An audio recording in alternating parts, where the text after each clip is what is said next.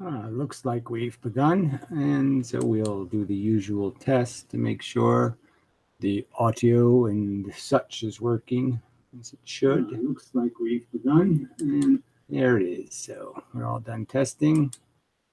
And so a couple of subjects probably.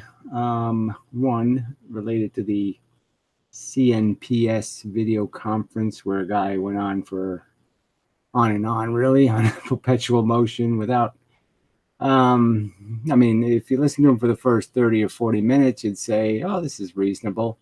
And then the second 30 or 40 minutes was just, you know, bullshit. Um, Not very useful. And then I also listened to Bill Gates again, some more. Um, and he was talking about irrationality and just sort of making the argument that there's certain rules of logic, you could call them, and of definition of words, what words are supposed to be and what they're supposed to mean, and that you can't violate the simple rules of non-contradiction and inconsistent axioms, changing the goalpost, all of that stuff. And if you do that overtly, it's sort of you're guilty of breaking the rationality rules, something like that. But in that conversation, there were some threads of interest, so might get to that. Just in the idea of what, how all of our conversations are based on this frustrating circumstance that we aren't looking at things the same way. And we have identified the white hat or the black hat circumstance completely opposite. Somehow we have certain axioms that are completely opposite each other's. And how does that even happen? How do we get some of these fundamental things so incredibly wrong? Sort of like people who would argue that plants feel or something. Just you're like, how could you possibly think that could be a reasonable theory? No brain and they feel.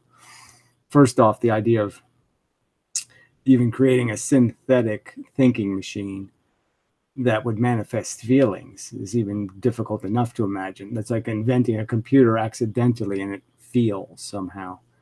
That's even hard to do. So, it just, how do you make sense out of something like that?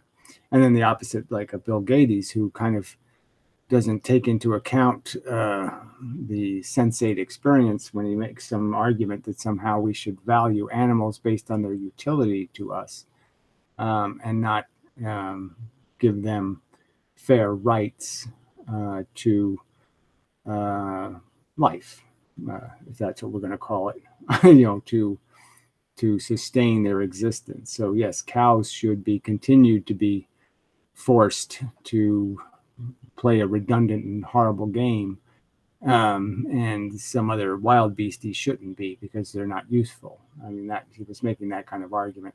So it was just kind of funny because to preface an argument on irrationality, it was essentially arguing for, in my opinion, a fairly irrational notion of value, as if the center of the universe is the human organism, and all determination should be what is in the interest of the humans, not the other feeling organisms. Anyway, or consciousness as a whole. So it's just like saying, what's in it for white folk? It's on its face kind of irrational.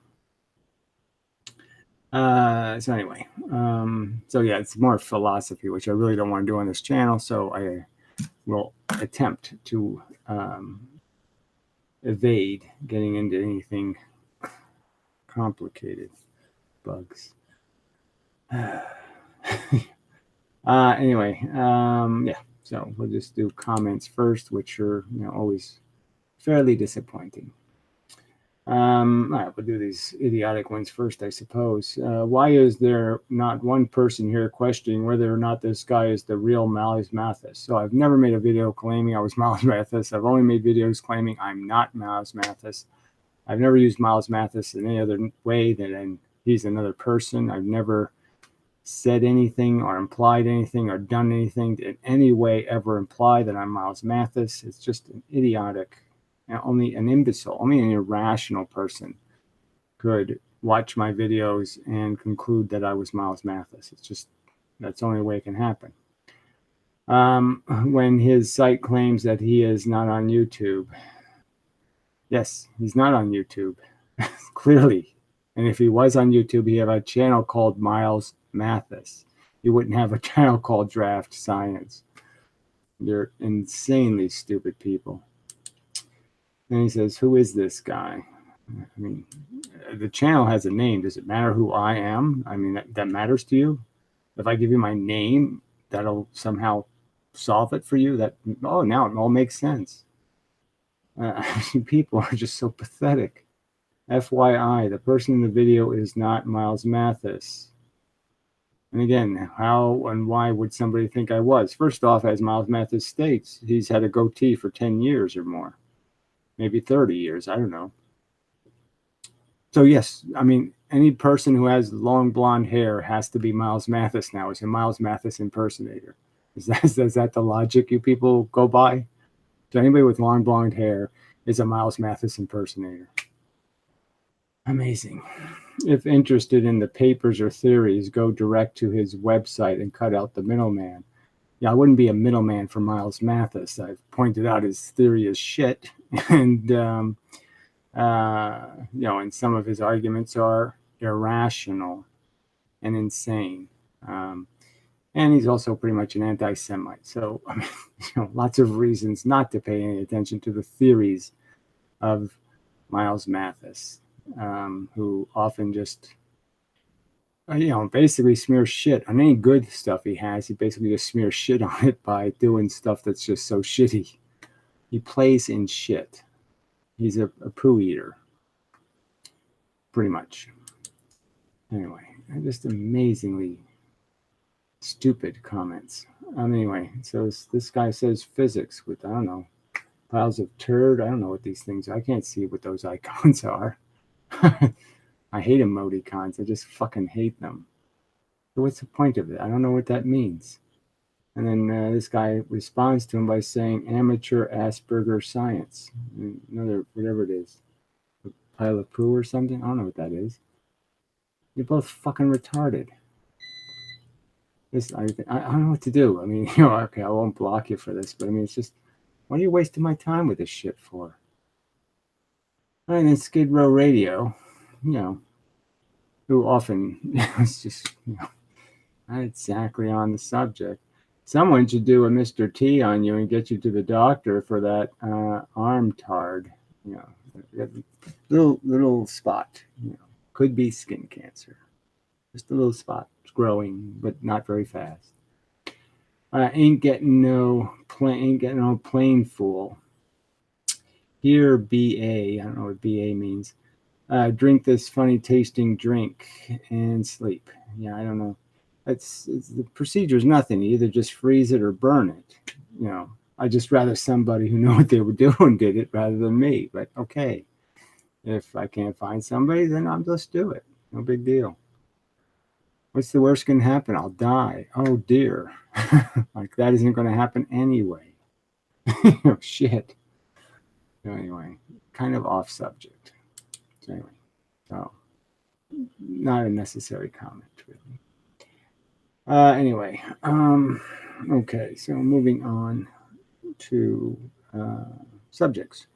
All right, so I have my own subject. So I was thinking, so some of this will be about motion because perpetual motion came up. I was thinking about motion before that. So this is stuff I was thinking about yesterday. And I was thinking about the electron and the fact that what if it really is slowing down? And that means it's slowing down in the sense that it can't hold any velocity. That is, it doesn't hold the velocity of the planet Earth. It doesn't hold the velocity of the solar system. It doesn't hold the velocity of the cosmos. That no velocity does it hold. So that whenever it starts slowing down, its speed starts degrading. It's degrading in all of those vectors. So all the influences are losing their influence on it. The ones that aren't perpetually accelerating it. The ones that have created a velocity from which it was launched. The material things have velocity plus acceleration. Like the Earth, it has a velocity and it's being accelerated by the sun in another direction. So the velocity is essentially being converted into a kind of an acceleration. But losing velocity is something things can do. So then they have to just be constantly accelerated and they can't hold a velocity. So if electrons are doing that, while they're part of something, they have to have a velocity. So if they're part of the Earth, they're moving with the Earth, they have the velocity of the Earth, and they're being accelerated by the sun, and they're going through the whole process. But when they're free of the Earth, that is free of the matter, and they're a little bit flying in space, now all of a sudden all that they're really interested in is what are the accelerating forces, charges, so to speak. And that's all that's going to matter to them. And all the velocity effects are going to be lost, neutralized. And so I was thinking about what would be the consequence of that. And I was thinking maybe the consequence of that is, okay, when you start to make something go to absolute zero in terms of it has no velocity, and all it's going to do is be accelerated. So it has to be in a field that accelerates it, like gravity or something else. So that it'll still do, but it won't have any of the combined velocities from previous accelerations. It'll lose all of that identity. So I'm just saying, so what if we could actually see a little point and it was not moving? It was at absolute zero, so it had no velocity in any direction.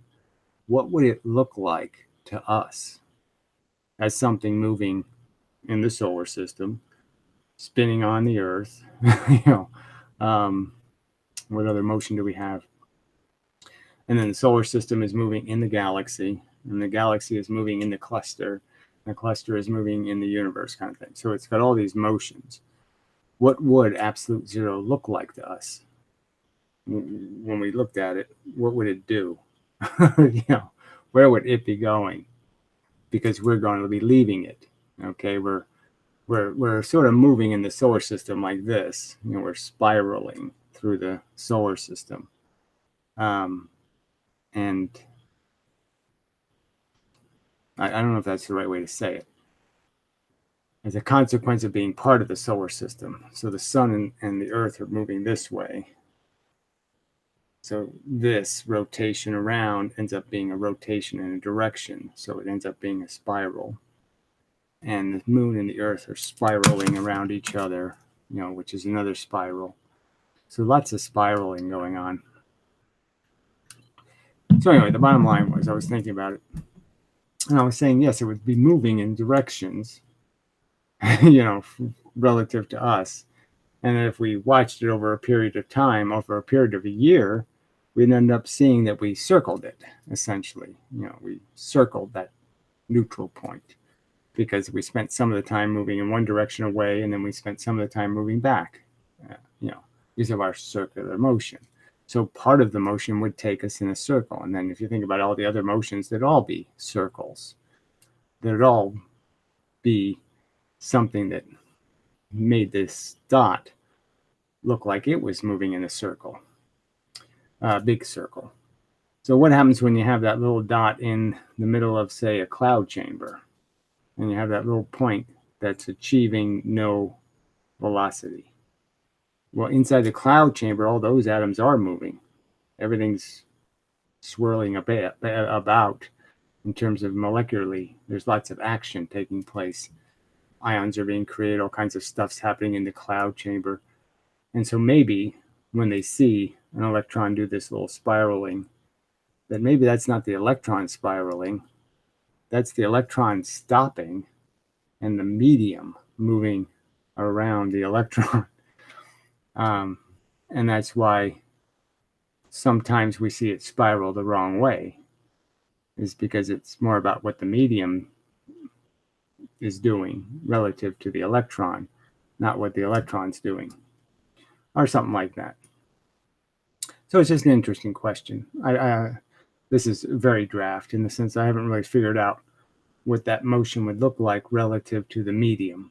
But that's sort of an important thing. If I could make an absolute zero in a cloud chamber, what kind of marks would the cloud leave? So if I could stick a zero momentum in there somewhere, what marks would it leave on the chamber? And I would argue that it probably would leave something that would spiral to a null point. Perhaps. I'm just not sure. I mean, you have to diagram all this out, figuring out all the circles in a circle thing, and to see if that is what would happen. But it seems to make sense to me that might be what happens, something like that, because the big motions that we're part of are slow. You know, our changes aren't happening fast enough to make small circles. But the changes happening inside of a medium, material medium, would be much faster changes in momentum. Anyway, it's complex and interesting. I don't know if I'll ever get around to, getting more out of it. But this whole point of the fact that there is such a thing as something that doesn't have movement, in my opinion, is just something you can't get around. Even if you believe in relativity, you're still stuck with the idea that we know there's an absolute fast, the speed of light. There really has to be an absolute slow, which is not going anywhere at all. Not that you could achieve that just because you're in the universe, and the universe is always going to be accelerating you by jittering you from the external pressure, of course. But anyway, all right, so that was probably enough on that subject. We'll see if the commenters have anything. Usually not, so it's probably not a huge worry. I was a little disappointed. The whatever vagina patina, the penis person, she ended up blocking a couple of people after the room, and I don't know why she did that. I mean, they hadn't done anything I noticed that was wrong. So I gave away all those wrenches last night, and that's probably a mistake. Anyway, so here, this doesn't sound too promising. Belts hold up pants. Belt loops hold up belt. Pants hold up belts. Hold up pants, hold up belts. Perpetual energy? No. But the idea of perpetual energy, obviously, it's just about friction. So I haven't really gotten to the subject yet. But we already know perpetual energy exists. In the sense, I throw this pen hard enough to escape gravity of Earth, let's say, whatever, just throw it in space, and it'll keep going. It can be bent in directions, it can be lots of things, but unless a force acts on it directly, confronting it in stopping its forward progress, that's essentially the only way gravity could do that is by being where we are. So I wouldn't be throwing it. I can't throw it over another planet and let the planet of the gravity suck it in. I'm just saying, so generally speaking, once I throw it, it's either going to go faster or it's going to keep going, but it's not going to slow down. Generally speaking, I think, absolutely speaking, essentially, unless it goes unless it goes by a planet in exactly the opposite fashion from when we loop around one to gain velocity. That is, we go with it. So we steal some of its motion. So it's moving in a direction, the planet, and we shove satellites close to it, and we steal some of that momentum like that by orbiting it. We steal some of the velocity of the planet, and then we leave in the forward direction. So we gain some velocity from the planet. But again, that's not perpetual because we're stealing that extra velocity. But the fact is, the pen will keep going. A photon will keep going forever. Photons just don't stop. The energy is always there. It's perpetual motion. So there's lots of perpetual motion in the universe. The problem is, okay, is accessing it in one direction. So right now we can steal gravity, okay, from things like water, okay, that the biosphere has put into the atmosphere, and we can steal the falling down part. We can steal some of that energy from the falling down part because we didn't have to lift it up. So we don't have to do both sides of the equation. So if we don't have to do the lifting, we can take advantage of gravity. And we're taking advantage of, perpetual motion of the atmosphere's function. Essentially taking advantage of, well, I don't know if it's essentially taking advantage of gravity, because it is more complex, because it's a thermodynamic thing. We're taking advantage of the heat caused by gravity. The heat caused by the sun's light. Without the sun's light, the moisture wouldn't get elevated, and therefore it wouldn't fall. And so we couldn't take advantage of it. But the point is, the concept of perpetual motion is something we know already exists. Stuff will just keep going. If I throw a wrench in orbit, it'll keep orbiting, technically, for a very, very, very long time. Once it has a velocity, yes, it'll bang into little particles. It'll slow it down over time. So a wrench is more vulnerable to having its orbit degrade because it doesn't have a huge mass that enables it to take a licking and keep on ticking, so to speak. So in a sense, the Earth's orbit isn't going to be perpetual motion, because you have to recognize that it's hitting shit. And as it hits shit, it will be slowly slowed down, but it's so massive and the amount of stuff it's hitting is so tiny that it can go a very long time, merely because of its mass, where smaller objects don't have that advantage. The impacts have a higher percentage of value in terms of changing direction because it's a smaller object. But you could figure the wrench can travel for 50 or 100 years without its orbit degrading enough for it to start to spiral into the sun. And again, recognizing that the orbit is in its first place a very delicate thing. It's kind of an exact speed you have to be when you're at exact height from the surface of the Earth to stay in orbit. And once you're too fast or once you're too slow, your orbit will take you out of orbit or crash you into the sun. So perpetual motion isn't some sort of thing to be found. The trick is getting rid of when we try to make a duplicate system that has perpetual motion, the trick is getting just rid of the friction. We can't make a model that doesn't have friction in it. And so as long as the friction's in there, our models fail because friction consumes all the energy. So then if we can make a frictionless model, the problem is the model can't give you anything because of its size problem again. The size of your model is going to be so small that it's not like a planet moving. It doesn't have a bunch of momentum that you can steal, and it still has enough force to keep moving. So it's it drains too quickly. It's not a big enough battery. That's the way to say it, right? It's not a big enough battery. You can't store enough in it, and therefore it drains too quick to be a power source. So that's where the perpetual motion is really just its two questions. One of them is just friction, because friction's the only thing that's in our way. To have lots of perpetual motion toys, but to have a perpetual motion mechanism that you can gain energy out of, that means it produces more. Means that frankly you have to put the energy in to get the energy out. So to make like a perpetual motion machine like the Earth, the fact is you'd have to put all that energy in to make the Earth have its velocity in the first place. So it would take a lot of energy to give the Earth a 25 miles a second velocity or whatever it has. That's a lot of energy. And you'd have to put that into your model, your machine. And so it's again just a battery then. So there is no perpetual motion.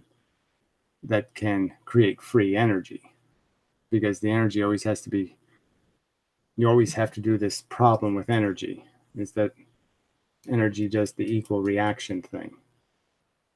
The energy goes in both ways, and you have to redirect it. And so that's what we do with rockets. We try to redirect the energy into one direction, so we can steal what is really energy going in both ways. And the same thing with nuclear power and all that stuff. You're taking pressure, and the pressure is going to be released in all directions, and you sort of want to make it into one kind of thing. You want to make it move turbines in one direction. So you have to do a lot of converting to channel that energy into a function. You have to create steam, and then you can control the steam, and therefore you can control. But there's a ton of friction, but there's so much energy being produced that the amount of friction you're losing to heat to the atmosphere, who cares, because you're still gaining enough. But clearly it's awful dangerous to try to grab it. But in a sense, it's free energy. So there's a ton of free energy. Tiny little atoms have a ton of energy in them. They're batteries with a lot of pressure in them, a lot of voltage. And the only problem is getting it out is a little messy, because to make it usable energy, you have to take expansion, and you have to try to just get this half of the expansion without this half screwing you up. The equal but opposite reaction, you have to prevent that from being a problem. Yeah.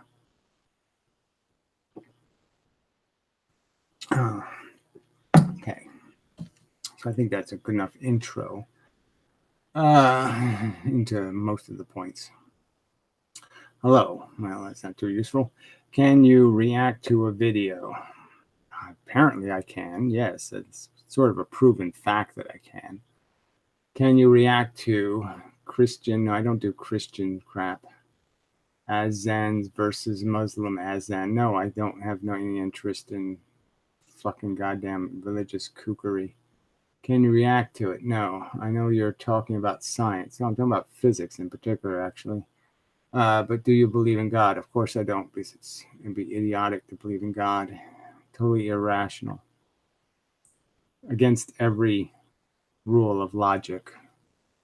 There's no evidence of a God. It's as silly on its face as just saying Bugs Bunny did it. I mean, come on, grow up. Not talking to you, Sid. Well, I don't care if you're talking to Sid or not. He's not an idiot who believes in God. That's right. Over 89% of people do. Yeah, but you're just demonstrating a fact. Most people are too stupid. They shouldn't be allowed to have a brain because they don't know how to use one. Unfortunately, over 98% of people are idiots. Yes, profound idiots. And you can see it in the squalor the world lives in. So, I mean, fuck religion. Fuck the assholes who sell it. Maybe 11% of people are just confused. Like I said, you can make the logical argument. Show me one fucking piece of evidence of your fairy tale. One piece of evidence that shows your God is a better theory than Santa Claus. One piece of evidence. You don't have that one piece of evidence. So you're a fucking idiot. Maybe 11% of people don't believe in things without evidence. Yeah, right. Maybe they're smart enough to know that evidence is important. You have to have a fact. Facts are what logic's made out of. Non-facts do not make for good logic. Maybe the evidence is in front of their eyes, but you're too blind to see it. And the evidence is what? Fucking leprosy that's proof there's a God. What God wouldn't create leprosy? I mean, it's a perfectly sensible thing to create. Can you react to meaning of life? Okay, I just block them. Muslim spoken word, fuck off, die. Really, get what you deserve, which is to be run over by a believer or something like that. You deserve to get run over. I guess it really doesn't matter who runs you over. Anybody will do. Oh, God, I just hate people. Why should he listen to people who cover their women's with bags? Well, that's the least of their crimes, but yes, there is no reason to argue with insanely, belligerently ignorant people. I mean, and that's all it is. It's belligerently ignorant. That's why they deserve miserable deaths, is because their lies are so obvious. They clearly don't even believe in their own gods because they violate the rules all over the fucking place. Rules that the God writes in big letters and they violate them because they don't believe that shit. They just think everybody else should. So it makes them safer. They're fucking retarded. And they're liars. That's the more important thing. They're liars and they happen to be retarded. I mean, usually retardation and lying don't go together, but that's what belligerently ignorant people do, is they force lying and retardation together. Let's call it dishonesty, just for fun. Uh-oh. Randomizer's being an asshole again. Always, you know, I hate this stupid thing. I don't know who invented this whole smart technology that is not very smart. Fucking dumb cunt technology. Skanky, dumb cunt error code bullshit. I mean, really, it's just, you know, it's just supposed to put voltage into a coil. Not supposed to be checking the oil and your seatbelt's a little torn. You can't drive your car. Fuck you. All right, fixed.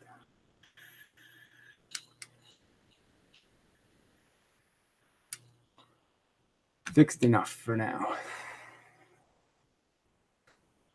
All right, now where was I? Yeah, I was reading comments, which was probably a mistake, but I keep hoping. Can you comment on our current understanding of H2O? So, I mean, it's just amazing. I mean, I sort of titled the video. It sort of has an, you know, it's okay. I mean, I can change the subject, but I mean, H2O, technically it's not, you know, you're into chemistry, you're not into physics, but whatever. And it's unexplained, weird phenomena. It's really not unexplained. So that's kind of bullshit. I mean, much of it has been explained. And it's all not all that weird. I mean, every single compound has its own little weirdnesses. You know, now, yes, the water molecule is very interesting. And so, yes, it's in the top 10 of interesting molecules for sure. But there's nothing magical about it. Just has to do with the fact that the oxygen molecule, you know, it has the 8 electrons on the surface or something, and it's all proportional and balanced. And you know, and the hydrogens turn it into a monster. You know, it turns it into an ion, essentially, an oxygen ion. And you know, and then it can do all kinds of wacky things. Yeah. So, yeah, I don't know. It might even be better if they wrote chemical formulas with a little more, like if they gave you the electron count and the number of the atoms. So, you know, when they did a compound, because that might make things a little more obvious, because you'd see things like you'd see an odd number plus an even number, and you could see different things, and they'd say, there's symmetry in that compound, or there's no symmetry in that compound. You could see it automatically. You know, and how much energy it might take to ionize it. It might be an interesting little detail to have somewhere in the chemical formula. I mean, it's just our chemical formulas are just a little bit undercooked, and they don't tell you much. And so, but anyway, so I don't really want to, you know, no. Yes, the geometric orientation as well. So I don't know what that means, but yes, of course, it's all geometry. That's what all chemistry is. It's geometry, essentially. The small universe isn't so round, you know. Anyway, but I don't want to get. I don't know if I really want to do that subject now, because I'm more on the motion energy subject. All right, so Bill Gates' video is on irrationality. So he started off, like I said, the first half hour was, well, maybe I'll just play little clips from his video, because it was, it was just funny as a practical thing. It was pretty impractical. So this was the perpetual energy guy. Really wasn't much of a video because the sound quality was fairly poor. And like I said, it started off, seemed sort of reasonable, but then started getting into vacuum energy and different things that says I mean, just things that don't make any sense. And the fact is that none of these things are. The fact is there's lots of energy, and it's just a fact that it's a little difficult to pull the value out of the energy without blowing your fingers off, that kind of thing. It all requires a mechanism to be able to safely secure function out of the energy. And like I said, in the case of hydroelectric, it's really so easy, but then we have to worry about the environmental thing, and it kills the fishes, and it does this. So there's a consequence. Mills kill the birds. That's the problem with getting the energy, is that it has side effects that are often, like nuclear energy, side effects that are often toxic, too destructive in some way. So until we get better technology to grab the energy becomes a little bit inefficient, where the oil thing is just so easy. You just pump it out of the ground, throw a match on it, and you got it. It doesn't require much work, but obviously we've greenhouse gassed the planet to death, and we're throwing all this carbon back in the atmosphere. So there's the side effect. So again, it's not about finding perpetual energy. It's about using the stored energy that's part of perpetual systems without side effects. All right, so let's do the Bill thing. So we spent the first half of this video giving an example of, well, am I irrational because I think we ought to do something that's completely different what everybody else would think, or something like that, intuitions and stuff. And that alone doesn't make you irrational, right? And certainly no, that doesn't make you irrational.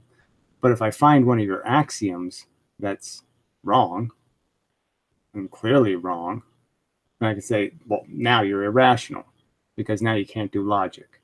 So if I have a premise that's wrong, clearly wrong, I can say you're illogical in the sense that now your logic can't be rational. You can't do rational logic with wrong facts.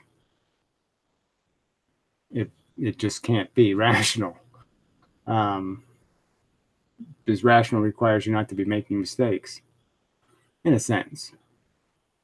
I mean, if you took the most extreme case of the word rational, in the fact that your understanding is consistent with reality and the facts.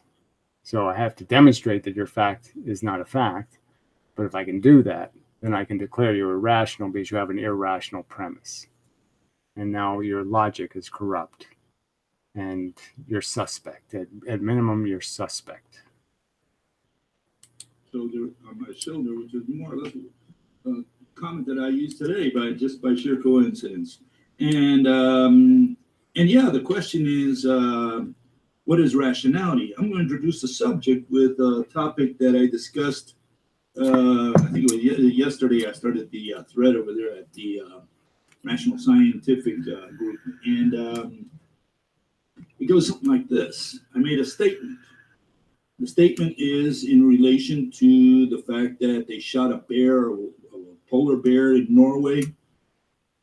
Ships carrying tourists, they must, by law, carry 2 bears. Okay, we don't need the whole story, but the idea is he's basically saying, fuck the bear. The tourists have rights. The bear has no rights. People first. And the bears don't have any utility, so we should kill them all. So go ahead, just kill all the polar bears, and then we won't have any problem. Now, I'm agreeable to killing everything, but I'm not agreeable to killing it for our comfort or our benefit. I'm agreeable to killing it for their benefit. So it's like the difference between you have an old parent, let's say, in a nursing home, and there's a difference between you killing them because you want them to inherit their money and you killing them because you want to stop their pain. Completely different act. Not similar in any way whatsoever. I mean, yes, the actual event is identical. They're dead and you killed them. But clearly the motivation is everything here. And so while I would agree with Bill that these animals serve no function in perpetuating a system of need and death, you know, I wouldn't kill a polar bear to save a human being, because human beings have no value either. It's just perpetuating a chain of a cycle of misery and death, and it's just as useless as the bear. And there's no reason to think the human's comfort is any more valuable than the bear's comfort. So I'd say that's where he's making a logical disconnect. I can prove that brains create sentience.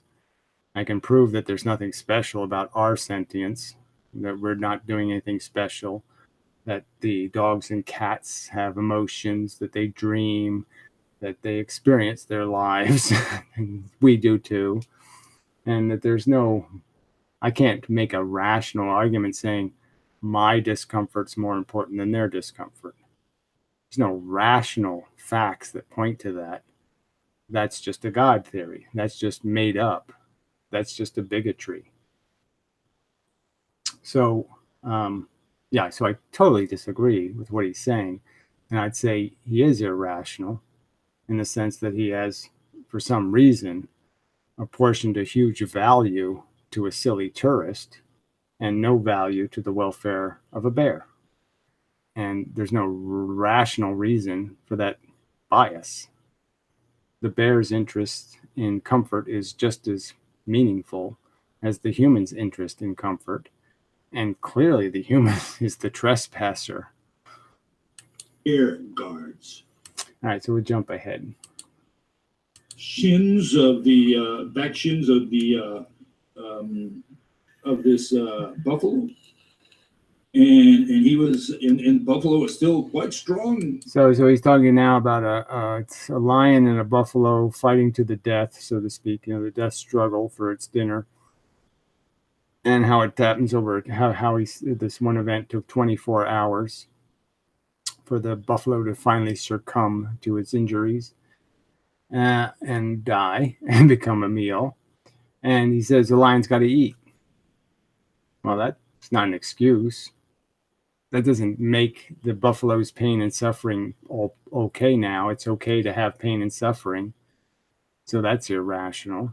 There's no rational basis that makes somehow because I'm hungry, something else deserves or has earned torture. You know, that doesn't make any sense. The lion's clearly not functioning well as an ethical beast. It's functioning well as a mechanical machine that replicates through consumption of other people's energy by stealing other organisms' energy, parasitically stealing their stuff. Yes, that works, but it doesn't work ethically. That's like saying if a human being did that, a human being fed on other people, a vampire, nobody says, oh yeah, it's very ethical. No, they know that there's something fundamentally wrong with Dracula thinking, I'm worth it. I'm better than all you people. You know, you deserve to suffer and die so I can live. That doesn't make any sense. Nobody would buy that as logic. So again, these are facts that are wrong. Axioms. The fundamental understanding of the mechanism is where the flaw is. And so therefore, yes, irrational. Currently, this animal, which carries a pouch, he's a marsupial. Wait, He's called. which one was the last one? All right, so then he went on to a little bit about Australia and the the Aboriginal tiger in Australia and how they killed the last one in whatever 1945 or something, and went extinct, and it's no big loss, and I would agree. And I don't think anything would be a big loss because we could overcome losing anything. And so this started evolving into a conversation about bees and other things that are like vital to our industry or something, and we would get around it. So no matter what happens, we would find another mechanism. I mean, if we needed to pollinate plants, we would end up harvesting fire ants or something and just throwing them at the trees and let the ants do it. We would find a way to solve the problem. It's just bees are cheap. Bees are easy. So yes, we'd have to have a solution. It might cost more money, but we'd find a solution. So this idea that the environment is some delicate thing is bullshit. The environment has replaced the players all over the place. And the environment changes. Hawaii's on fire and creating new territory and all that. Yes, the environment changes. It'll have to adapt. Everything adapts. I think it was the one in the zoo that died later. This one was shot in the wild. He was shot in that these bullets caused the extinction. Yeah, also. All right. So again, clearly there's nothing irrational about not mourning the death of every creature that ever goes extinct, because clearly some of them were of no utility and were a threat. And they just can't make a rational argument for how it's a bad thing. They're no longer suffering. They're no longer causing suffering. That's a net win. So yeah, no losses there. No, jump ahead. He's from Stanford University, and he says the following, which is very pertinent. I was going to say it later, but you brought up the subject. Now you're stuck with it. And he says the following. He says, modern science is difficult and often counterintuitive.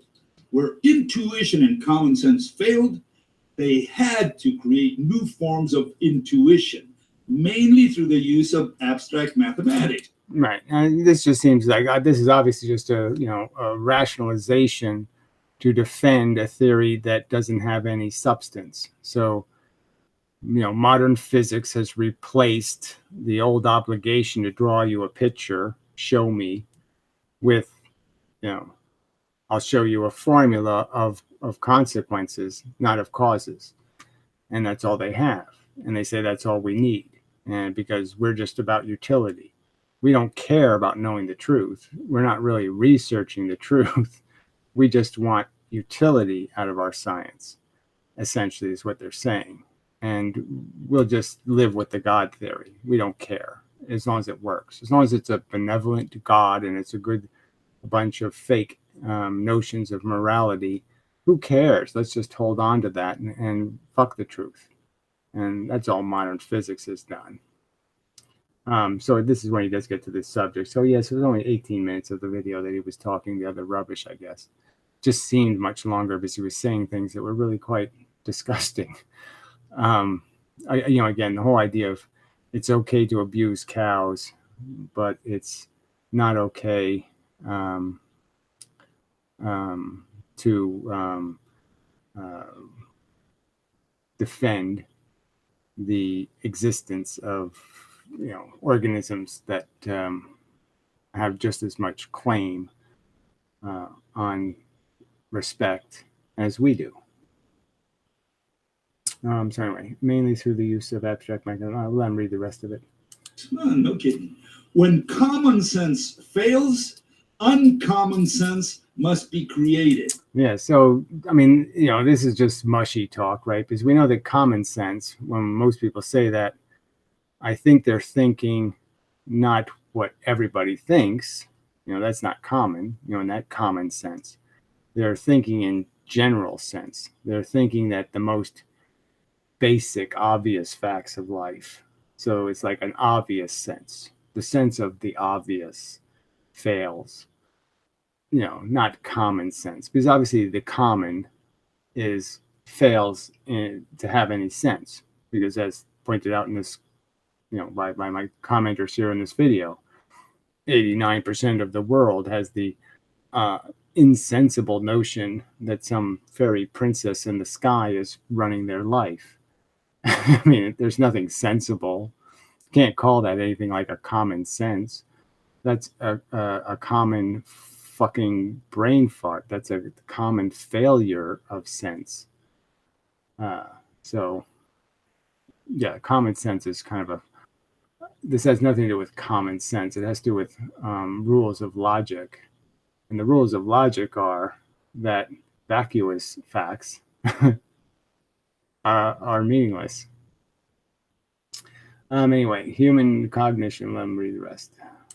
Human cognition does not operate according to principles of common sense. So, it's kind of a silly notion. Like I said, we are completely dependent on these common notions of up, down, left, right, forward, back, hot, cold, on, off. And they're perfectly reliable. And the fact is their silly, wooey explanations create silly paradoxes and nonsensities that they can't defend. And so the way they can defend them is to say somehow, well, your rigid law notions that up is up and down is down. No, we're going to change the rule to suit a fantasy theory. I mean, a theory that isn't well evidenced, that has no reason for anybody to break our basic understanding of a thing. Doesn't just pop into existence in different places. It doesn't do that. Things move to places. They don't pop into places. And there's no reason to deny what we see everywhere and pretend that in this special location that just happens to be the location we can't see very well, the rules are completely different. And that's all this physics is saying. It's basically saying, look at the world and everything in it that you can see, and it all functions a certain way. And yet in our little corner here where we have our special little glasses that we look through, of theory and of conjecture and speculation, this world, all the rules are different. It really is Alice in Wonderland. Now, I have no reason to believe in Alice in Wonderland until somebody goes there and brings me a piece of it and shows me Alice in Wonderland. But they don't do that. They just use the tactics of a gang and just say, well, we've all accepted the crap, so you have to. We're all religious, so you be religious. That's all that's going on here. So we'll jump ahead and see if there's anything else of interest in here, but see if there's any comments that might be better than this. Let's see. No chance of that. All right, H2O, nope, we already did that. Nope, no advancement at all in the comment section. Alice the sheep, I miss so much. Well, you can always just not listen and just wait till the video's posted and just watch the video. It's probably easier. That's what I do. I seldom watch live rooms when they're live. A rock, but you can't say you transferred love or energy or mass, because those are concepts. Moving a mass, carrying a force, a 0D point particle. There's no such object as a 0D point particle. Destroy it. Show me on the blackboard. So again, this is a little strict in some of his treatments of this whole idea of defining objects and separating them from concepts. Because some concepts are not concepts; they are actual physical phenomena. So I could argue that spin is something a particle can carry. So it could have motion in a direction, but it could also have spin. So in a sense, its motion is carrying a form of energy, and that's perfectly rational. It can carry a property. So objects can have properties, and moving the objects means you've moved the property. What you're talking about. Show me something that I can imagine. Basically, show me a video that I can play in my head. Or show me a picture, because essentially what we're saying is an object. So, and there's sort of the irony here is the pictures that he shows us of like magnets attracting, he has to reduce it to some kind of silly metaphor of people jumping rope.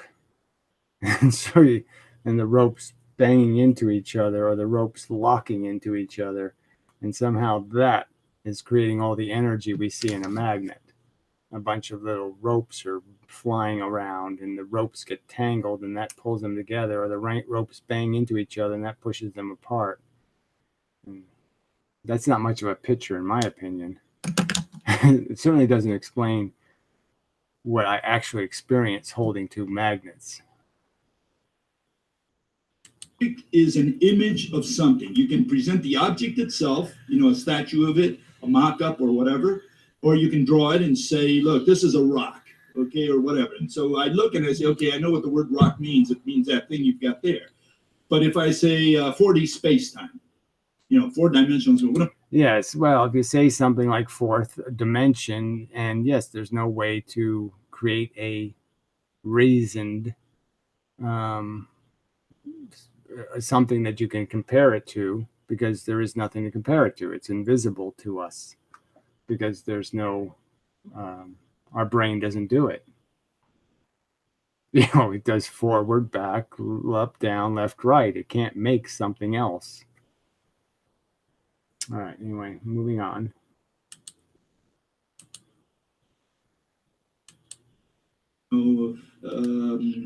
Theory inconsistent with the assumptions. Those are other criteria. All right, reason is the capacity of consistently making sense of things. Yeah, well, that's a silly. Reasoning is logic, so that's all it is. It's just collection of facts and see where the facts point, because they will point somewhere. Sometimes they point really with a big arrow. Sometimes they point with a little arrow, but they point to a new fact. So reasoning is how you take some facts and deduce more facts. Okay, and verifying facts, applying logic. So reasoning doesn't necessarily, I think saying it verifies facts. Yeah. Obviously, when you combine facts reasonably, the facts support each other in their conclusion, therefore validating the fact by the fact that it's in agreement with the other facts. Applying logic and changing or justifying practices. Well, that's sort of irrelevant. Institutions and beliefs based on new or existing information. So I don't know where he got this definition, but certainly wouldn't have been my definition. And yes, so what is the issue? The issue is that I do propose, at least, put myself back in here. I do propose an objective criteria for defining rationality or irrational, so that we can use it consistently. So we can say, look, Bill is irrational. But it's interesting that. Right. Well, all I have to do to declare you irrational, in my opinion, is to view your logic. And if I can find a broken fact in your logic, one that's critical, then I can say you're irrational.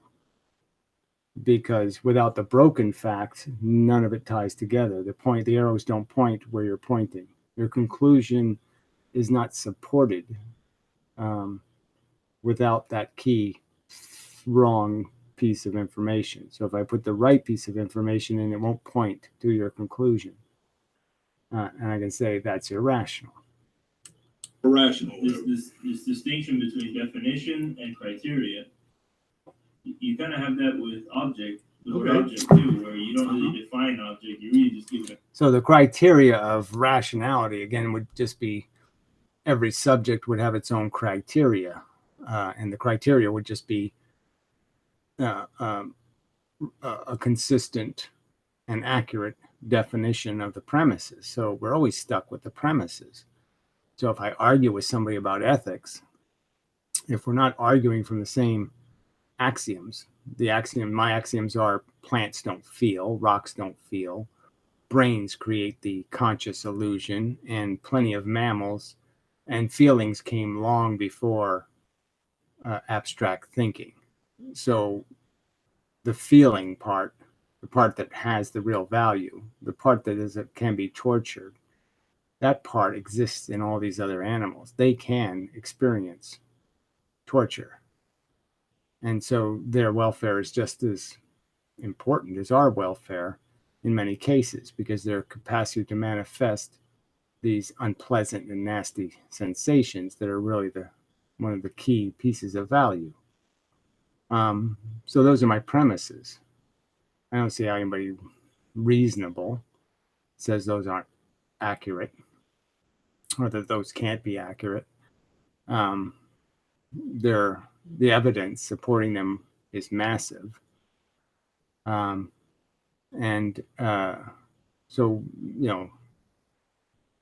what choice do I have from that position but to recognize that, yes, I can't sit there and say a human life is more valuable than an animal's life, and more importantly, that its welfare is more important, because it's not.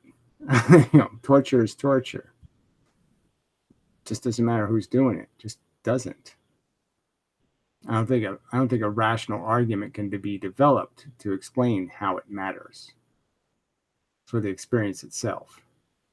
Now, you can make some arguments about our utility versus their utility, our capacity to save more organisms from torture, and therefore we have value as nurses or something.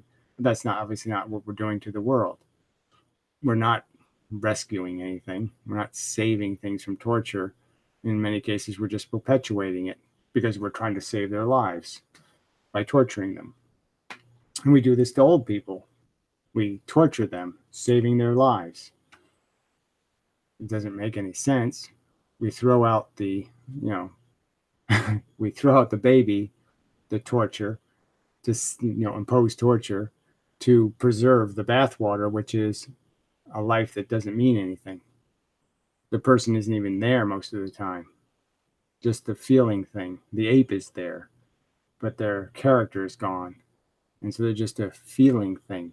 And you're just torturing it for no reason, no good reason. I'm just saying those logical connections are just solid. So I'm supposed to indulge in conversation with people, and what? If we don't agree on these premises, there's no point in the conversation. The argument has to be over the premises. The axioms, that argument's the only argument that matters. And they don't have any argument on those axioms except to say some fairy tale nonsense about some magical wish or hope they have that we have a function that evolution has built into us. So it's just a pointless conversation. And so in physics, the same point is being made. That's how it is. This is, he's directing this at a conversation about what's wrong with this establishment and their rules of logic, essentially. And it's a valid argument because they don't have any rules of logic. They are acting just like religious kooks. They just create their dogmatic axioms and say, it's been proven, and when it hasn't been proven, when they say it's worked when it hasn't done any work, they just keep lying about its performance, and it's a piece of crap as an axiom. It really hasn't accomplished anything but to give you a false notion of reality and carry you down a rabbit hole that doesn't exist into a fantasy land that's a lie, that's a distortion, that's a perversion of reality, not reality. And that's all they've gotten. And so I'm arguing these axioms also here, just in the sense that this is a push universe. And the evidence of the push, it seems kind of obvious. It's all over the place, the evidence of the push. And they keep trying to contrive pulls. Why? Why are they doing that? Why are they resisting the obvious and the bulk of the evidence? And you see that with photons. The bulk of the evidence points to a photon as being some little discrete bit that travels in a straight line from one location to another location in a very specific speed, an amount of time it takes. And it doesn't do any of this all over the place. The bulk of the evidence. And because of one experiment that creates a little bit of a funny result, they cling to that little shred of evidence and just throw out all the rest.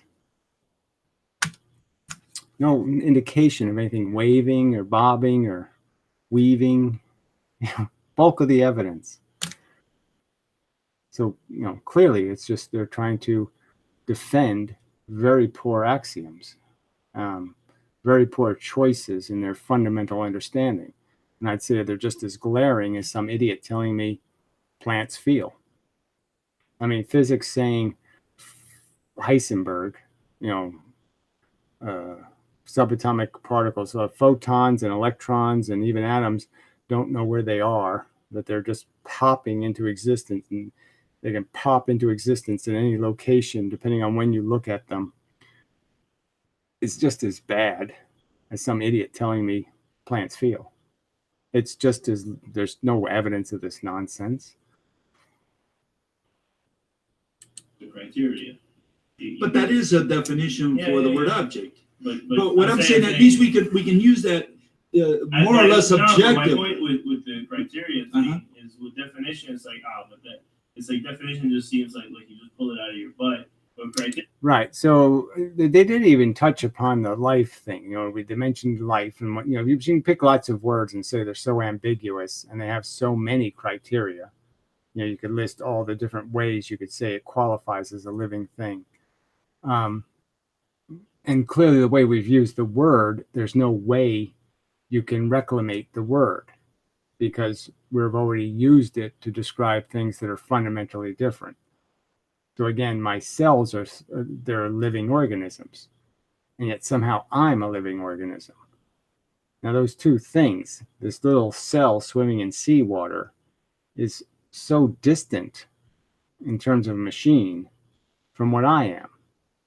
I mean, I'm, just my brain is 100 billion times more complicated than that cell. And the same as in the sense that it's made of all that cell machinery plus 100 billion of those little machines in all kinds of different arrangements doing work. So it's like having a mechanical domino. It's probably not a good example. And then you make an arrangement of dominoes that does some kind of function, washes clothes or something. So it's like a process. And then that process is part of a very complex secondary process. Bricks of a building, the bricks don't have much in common with building. The building's function is different. The building's weaknesses and strengths are different. It's just completely different than the bricks that it's made up of. And we're completely different than the living things we're made of. And so the word is unreclamatable, because you can't write a list of qualifications to be called a living thing that isn't going to be convoluted and perverse, because you have very different things fitting into the same category. And that's just that's a semantics error. That's an error of language, is to use the same word to describe different things. The idea is to create words that have meaning, not to create words that create ambiguity and in some ways overt dissidence, like in the sense of this one kind of form of life is so fundamentally different that it's almost an insult to use the same word to describe the two things.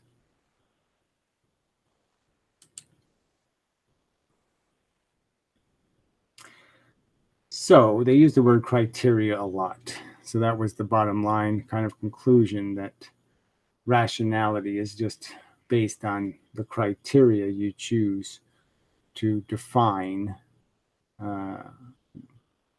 something.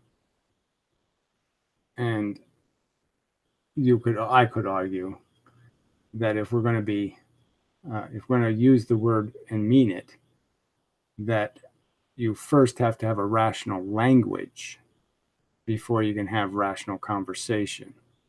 So because our language has been so perverted, the particle wave thingy, wavicles, we got all kinds of virtual photons, all kinds of bullshit.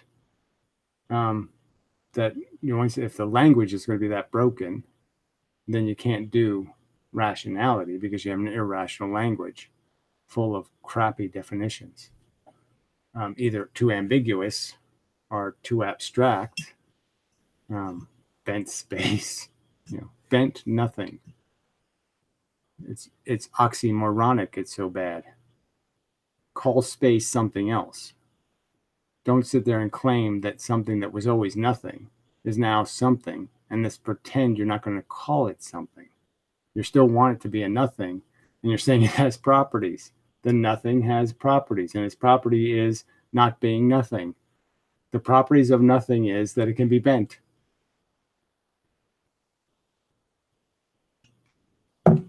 That's the irrational language.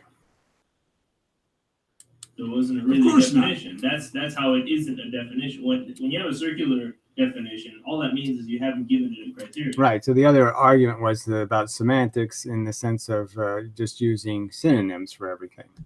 So you just say, you know, hot things are extra warm. Yeah, you know, not a definition. Just bullshit.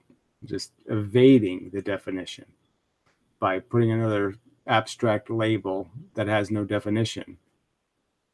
Yeah, useless. So yeah, so I would conclude that this word rationality really depends on, first you have to have rational language. And if you can't even agree on having common definitions of things or strict definitions, then you can't even have a rational conversation because your language won't even provide for the means to do that. All right, let's see if there's any comments. Let's see. Some person called M. I don't remember giving any M person a wrench. If you're a name changer, I might have to take away your wrench. Let's see. Damn, I missed. Damn, that Michael guy from Australia is here. Oh, okay. Well, I gave you a wrench for a good reason. That's a really old wrench. You were the first wrencher. Wow, that's amazing. I gave you that wrench like 3 years ago. So, yeah. And I only gave it to you for some reason. I can't remember why. There was some technical reason why I had to do it. But that's really, sorry. It's just funny just because of yesterday's video where I'm doing all this wrench bullshit. So, yeah, you were the first wrench I ever gave to anybody. Anyway. Yeah, I've wondered about you a few times. I talked to a friend of mine the other day, and she brought it up. She said, "Has that guy ever come back, that Australian guy?" And I said, "Well, I don't know. Maybe he fell in a bucket of, electrolysis acid or something, and he's been growing his lips back, and so I don't know. I can't type because his fingers melted off or something. So yeah, I just didn't have an explanation. They can't give stupid people the necessary tools of science to build a massive ray gun." And you can't give stupid people the necessary tools of science to build a massive ray gun. Well, why not? Because they're stupid people usually kill within their own kind. So they usually kill other stupid people. That's the one advantage is, most murderers they murder people of their own status. Hey, you, Mike from Australia. Yes, hey, you. They have to distort science. Well, frankly, no. I mean, this is just kind of nonsense. So, I mean, clearly these intellectuals have bought into their phony paradigms, just like the fake liberals and everything. I heard they passed a law in New York that people in public housing, so this is poor people, can't smoke. I mean, it's an addictive substance, right? Common bad vice that's usually people of lower income. And what's the point of the ban? What function could that? It's retarded. And for what purpose? Like somehow cigarettes are leprosy. They're not even close to the same thing. This is so. But you can be a drunk. You can drink all day and not get kicked out of your house, but you can't smoke, right? I mean, just retarded. And these liberals believe it, though. They fall for it. Smoking. That's the criminal act. Straws. Plastic straws and cigarettes. If we get rid of those two things, everything will be beautiful on planet Earth. I mean, it's so fucking delusional and such a distraction from any real problem that we actually have. And you're just saying, what is that? And the intellectuals have done the same thing. I mean, they've fallen for this jargon. Don't think, just calculate. These little catchwords of babble. Oh, it's not supposed to be rational. Nobody understands it. That's the way it's supposed to be. Good science is you don't understand it. And they've fallen for this crap. They really believe that nonsense, that it shouldn't make sense, that somehow the elemental function of the universe should be godlike. Big, giant, magical bending of the space bending of the space demon is running the universe. The bend the space demon. And they believe that shit. Anyway. Hello, Tyra. I don't even know who, I don't know. It's good that you people know each other. You remember me. Exclamation point. Of course. How could we forget you? Yes, I wouldn't forget you either. Stupid Flamange, space time. Michael from Australia. May I keep it? LOL. I don't know what that it means. But yes, way too many comments saying way too little. I have higher standards now, Michael. So you're gonna have to up your game a little bit, because yeah, this is 6 comments with whatever 10 words and a smiley Flamange just isn't going to cut it. You'll lose your wrench, and you might lose more. Well, I sort of am on the subject of space and time in the sense I was on the subject of momentum and velocity and acceleration, and these are all the key components here, right?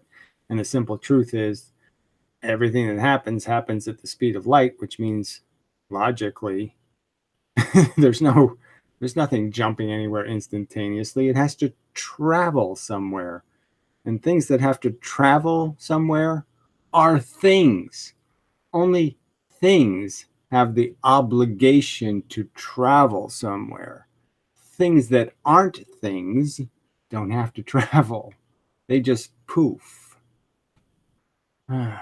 Why we need to adjust the clocks in satellites. Well, again, that just has to do with the fact that I've been over this 400 times, but that just has to do with the fact that velocity changes you physically. So when the space shuttle gets a big giant flame comes out of the back end, the thing being accelerated, the shuttle and the people in it, they're atomically being charged in a sense. They're being pressurized. They're gaining a change in their structure.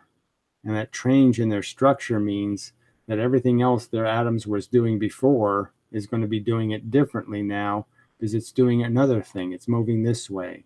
So before, the atom was just doing this, la, la, la, la, la, la.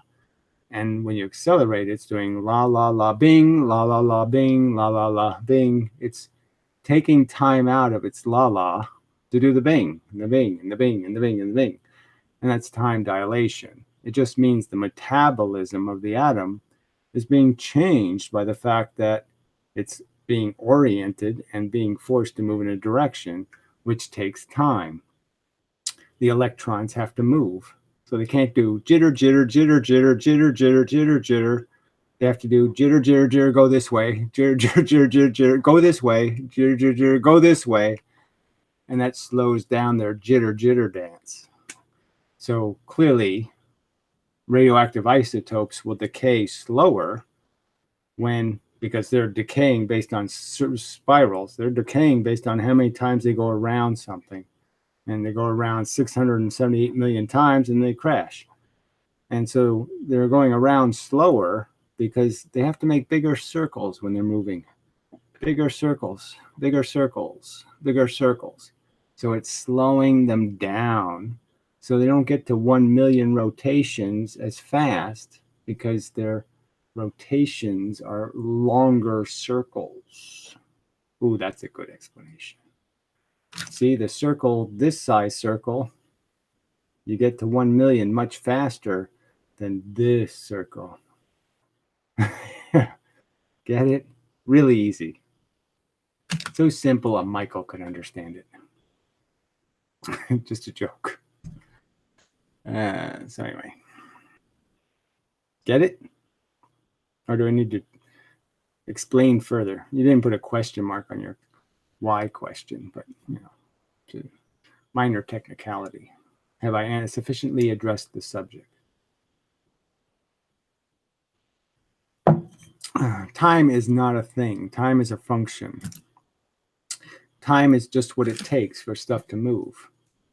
and we have a standard, which is light. So it always takes the same amount of time for it to move a distance, no matter if you shoot light out of a gun or not. It doesn't matter where you do. You shoot it back. It doesn't matter how you shoot it. It doesn't matter what you do with it. It always does the same thing. It travels a certain amount of distance in a certain amount of time. That's all time is. There is no other necessary dimensional bullshit to time. Time just is a fact. Once everything isn't going instantaneously from here to here, now you have time. If everything happened instantaneously, then everything already happened. And you don't need time because everything already happened. No time necessary. But because everything doesn't move instantaneously or happen instantaneously, time exists, but it's not a dimension. It can't be warped or bent. I haven't been here for 3 years. Well, 2, 3, whatever. It's been a while. I've missed you. I really have. I mean, I've been seeking a replacement for you because you were a very good muse. And I haven't found one yet. So if you want to go live with your mic or something, I can send you the link. I can't PM anymore, so I have to send it to an email address. So you can email me at ds@draftphysics.com or something like that, and then I could send you the link. Or you could email me just to say hi. Either one is fine. You know. It's below in the description. Yes, well, you obviously weren't an idiot, so, but you were useful. Whether idiot or not idiot, you were useful, I have to say. Ah, you're unwell. Well, that's why you're here, I guess. Okay, sorry. Yes, I was rather unwell, but I'm weller today. So, and such. But yeah, just let me know how you're, what's been up and so forth and whatnot.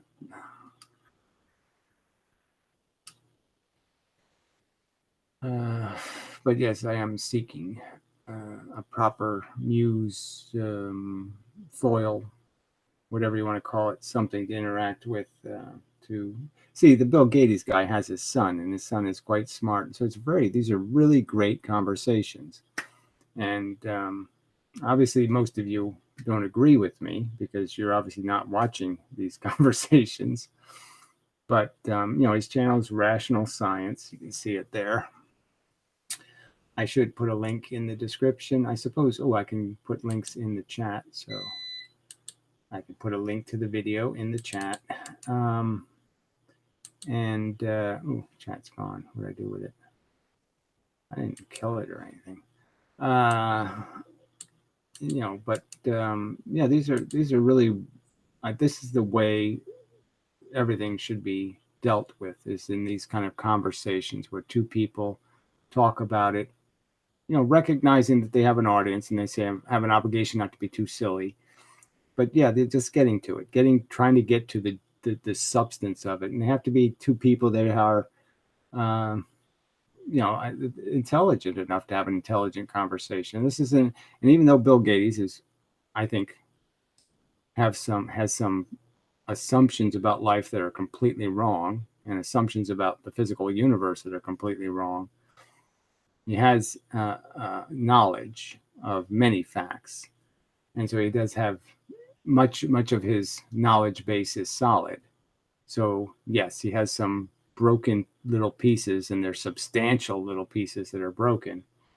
But he has a rounder wheel than most people. Let's just say that, and can engage in an intelligent conversation most of the time. Look at that, a working link, amazing. So anyway, so yeah, I wish I had a son, for that purpose. I mean, I wouldn't want to make somebody. I'd like to adopt somebody as my son and have these conversations. That's what I'm looking for, is somebody smart enough to have the conversation, and that isn't just a belligerently stupid fuck. We just keep saying, but God is God, some kind of crap like that. Yeah. It's like a function in a code that is still looking for what to. But their excuse is that words are needed to define words, but they're always using synonyms. Yeah, but see, that's where you use the argument criteria to cut through all that, because you don't. It's not words; it's really just criteria. What criteria do we? Same thing when you talk about life. When you try to define the word life. Yeah, I think you could really get into a whole circular conversation about what comes first, definitions or criteria, because obviously the criteria is going to be written out of definitions. So certain things have to be rules, just axioms established as facts. We invented the word wet, for example, to describe what water is. So clearly that means you can't undo that word. Wet is always should be related to what we sense water being, having this quality of wetness. And so other things can have the quality of wetness. And we can modify the definition here and there, but we can't fundamentally change it because the word wet means what that is, that quality of sensation of wetness. And that's sort of where we have to go back to some of these origins, and you have to recognize that words should be that explicit, you know. And so when you say the word empathy, the idea is that's supposed to be some sort of emotive mechanism where you sort of feel their pain, you could say, or you sense the value of it in some manner. And that's why you would, express concern, is because you're essentially making their circumstance understandable from your perspective. What if it was me? So in a sense, empathy could be described as asking the question, what if it was me? It might be that simple. It might have nothing to do with what is actually happening to the other thing. It just has to do with the fact that it's happening to another thing. What empathy really is the recognition that it could have been me. And that's why I can see the value of it, is because I can understand it, because I can compare it to something I can experience. And I can know if it was happening to me, that would be bad. And that's bad when it's happening to them, because I can't make a distinction between them and me. I can't make a rational distinction. The word them, so that's another word with a definition. Well, what's a them? Well, a them is just another version of me. And the only difference is it's not me. Okay, it's just a not me, but it's not a unhuman. It's not a unbiological organism. It's not an unbrain. It's not it has no other unquality except it's not me personally. And that's it. But in every other respect, it's me, except it's not me. You get that? Should be able to get that. So I'm not too sure whether you can make distinctions. I mean, we're always stuck with definitions, ultimately, to make words meaningful. And it's just that our definitions are too sloppy and to be useful. They're all just not strict enough. And that leads to mush and idiocy.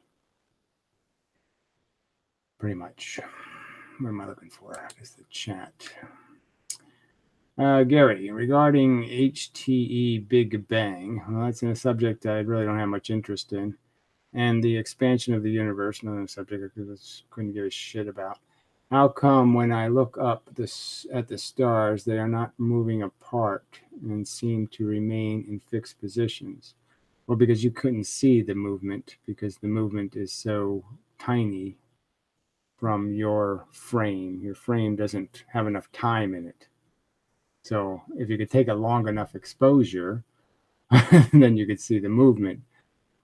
But in the tiny amount of time you're looking, the amount of distance is too small for you to be able to resolve it because you can't see very much distance. The star is much tinier than what you're seeing, right? You see a dot of light that looks, hey, the star is this big compared to the frame that's this big. But the dot of light is really much, much, much billions of times smaller than the dot you're seeing. So the real star in the frame is so very tiny that you can't see those little bits of movement. You really don't have to correct spelling and all that kind of stuff. I usually can get the gist of it. Usually.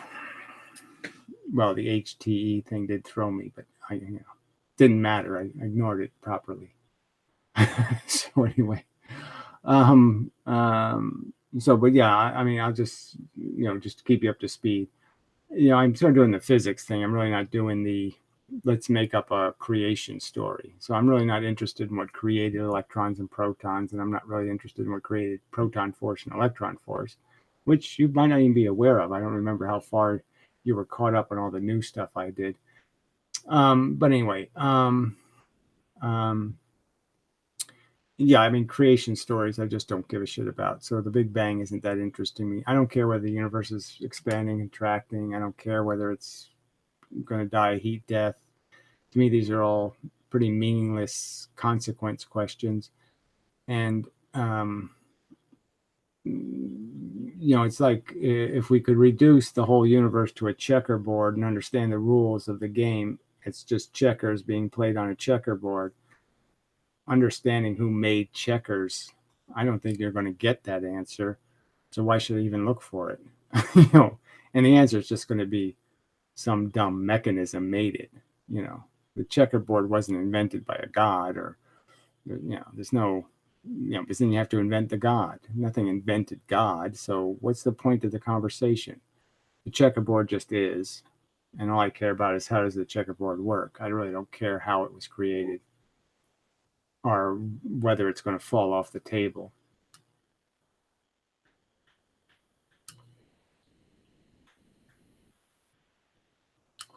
Not that I don't care. I'm just saying I don't think it's a fruitful area of investigation, because I don't think we're ever going to have enough information to explain where the photons come from.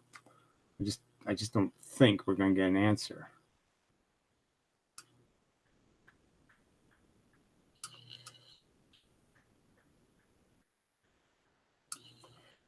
All right, so we'll play a little more Bill, and then we'll leave it to you folks to keep the room alive. If you can't engage, then I'll get the hell out. I said that last night and I ended up here 2.5 hours or something. Silly amount of time, silly. And it wasn't fruitful enough. I want it to be good quality minutes. Rational. Well, if he said something stupid, you can't say that he's also rational.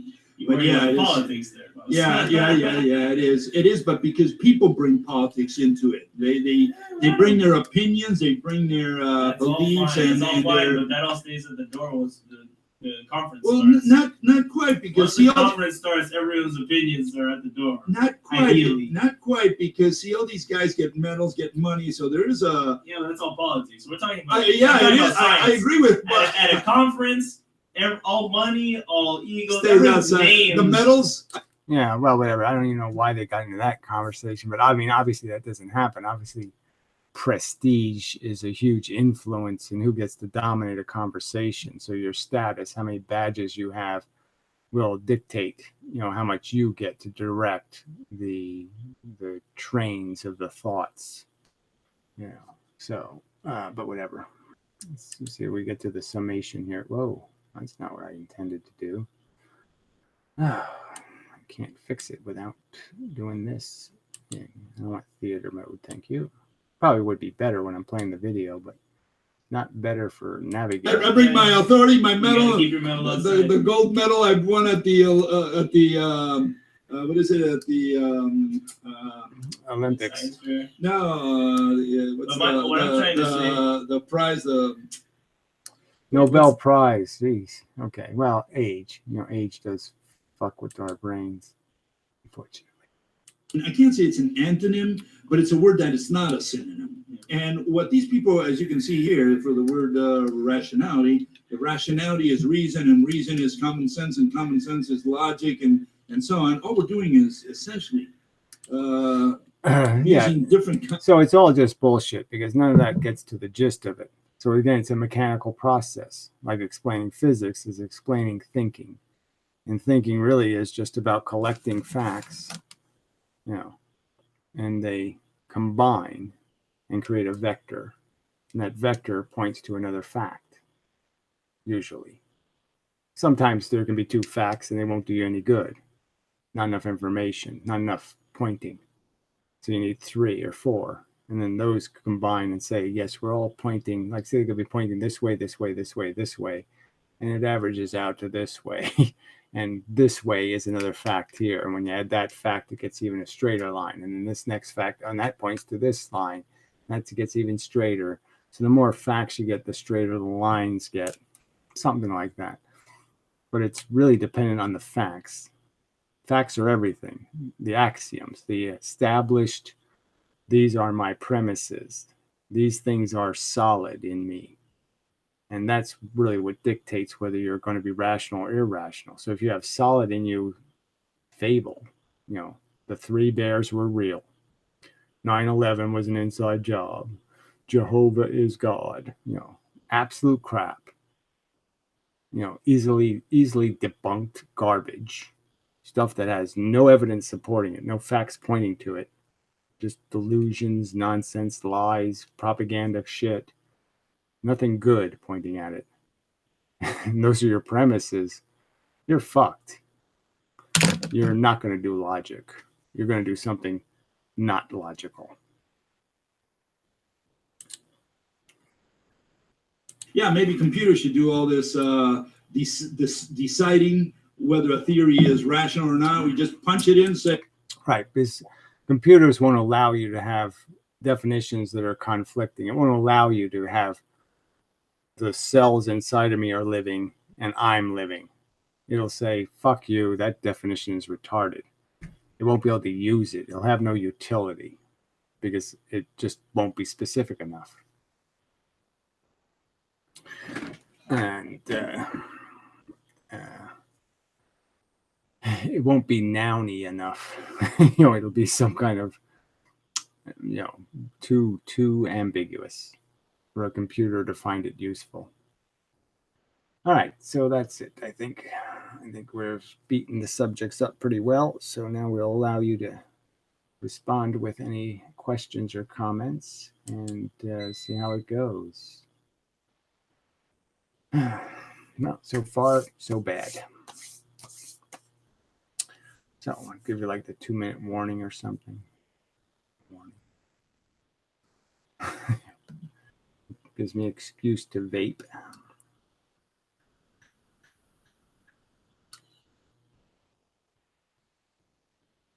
Very nice. Yeah, I just don't think there's anything else I have to say on the perpetual motion subject. It's just friction. And again, the whole system is just so obviously all this, it's just about this pressure thing. Pressure is everything. And it's just pressure in a direction, and the direction is usually towards the center of something. I mean, that's how the universal pressure is usually manifest. But clearly, in our little closed systems, we can create circumstances where there's a imbalance in pressure in a direction, and that will express itself as what will appear from our perspective as energy. Missed too much of the lecture to stimulate anything intelligent. Okay, well, that's, you know, that's okay.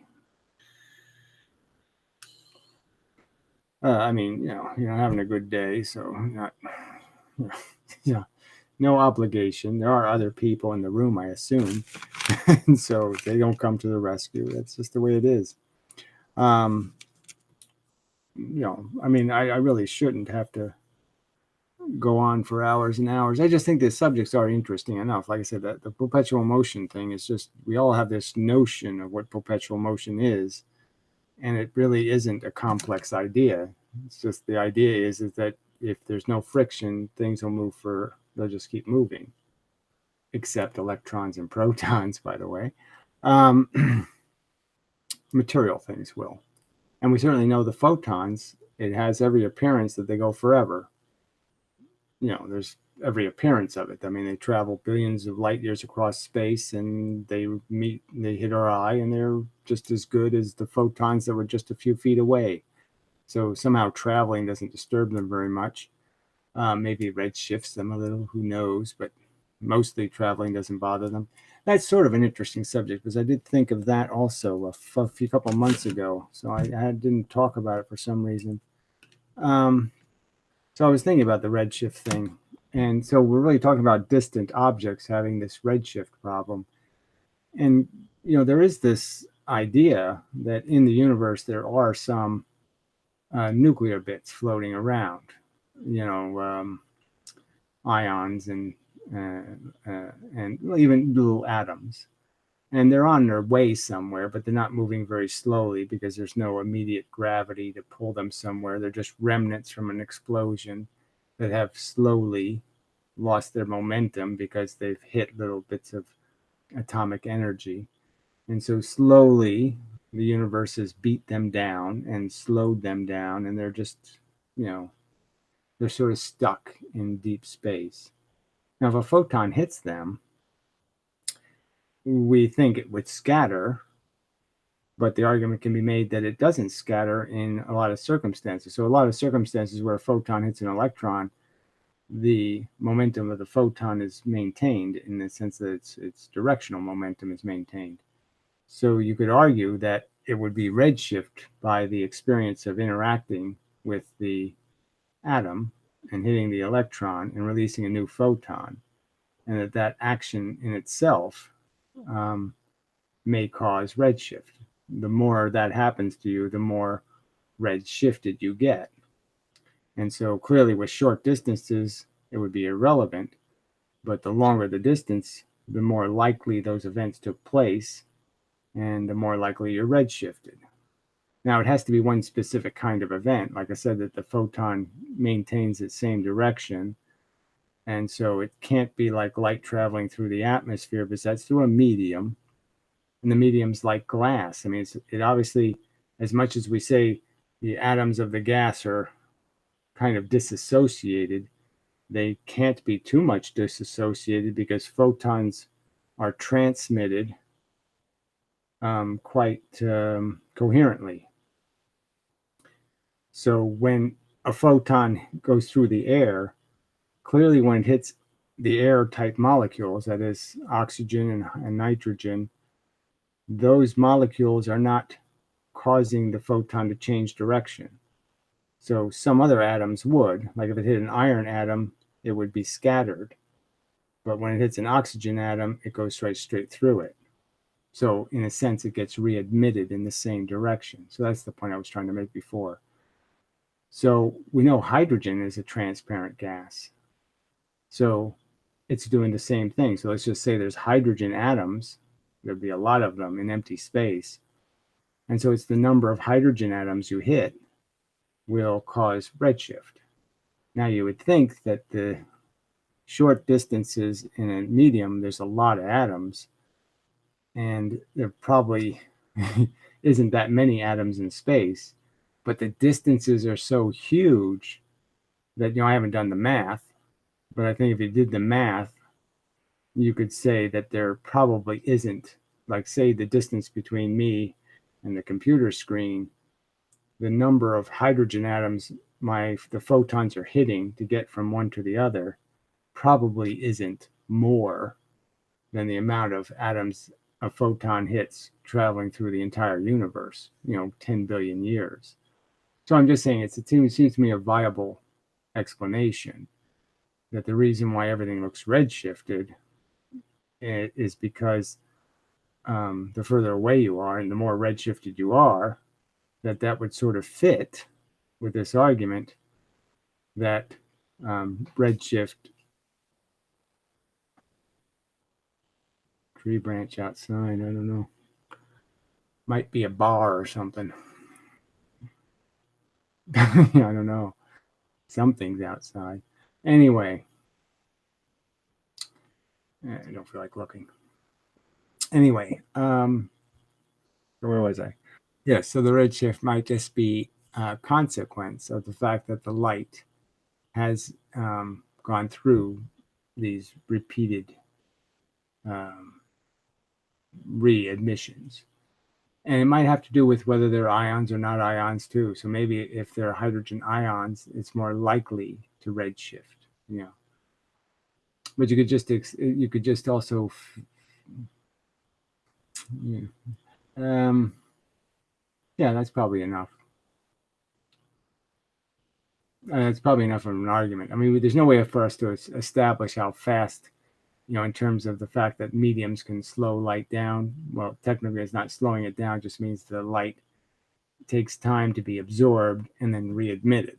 And so the absorption and readmission time takes longer than the time it would take the photon if it didn't get hit. So that the photon that hits an atom gets slowed down in the sense it takes a certain amount of time for it to get absorbed and then readmitted, where the photon that doesn't get hit would go further because it didn't get slowed down in that sense. But it's obviously the photon's not getting slowed down. It's like going inside the orbit, and that takes a little bit of time to go once around and then leave. So it's traveling more distance, technically. But that doesn't necessarily redshift. All right, but anyway, when is the next live video? Who the hell knows? I generally speaking make them every night at midnight Eastern Standard Time. It's usually when I'm somewhere around there. I mean, that seems to be the routine because that seems to be when it's convenient for me. But I do once in a while try to do one in the middle of the day or some other time. So, but yeah, 90% of them have been at this time. So, and lately it's been like, you know, not every night, but close to it. Do you think we will discover more colors in our lifetime?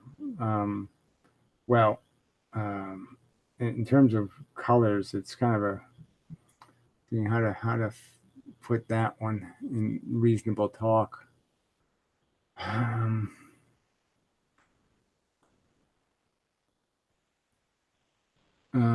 just trying to think in terms of the range, and you know, I mean, obviously the range of frequencies isn't one color. So the visible light is in nanometers. And as you go up the scale, you go from red to green to blue. You know, and there's not one color. You know, there's not one green and one red frequency and one blue frequency. A whole bunch of frequencies that fit in the range that qualify as that color. So, yeah, I don't know how to define that barrier, because really what you're just talking about is the mixture of two frequencies. You're just saying I could have a very at the bottom of the scale red and at the top of the scale blue, and that combination, when I add up the the 250 nanometer light with the 700 nanometer light, you know, I get a total of whatever it is, 920. And I divide that by 2 and I get 400 and whatever as the color. You see what I mean? It's just a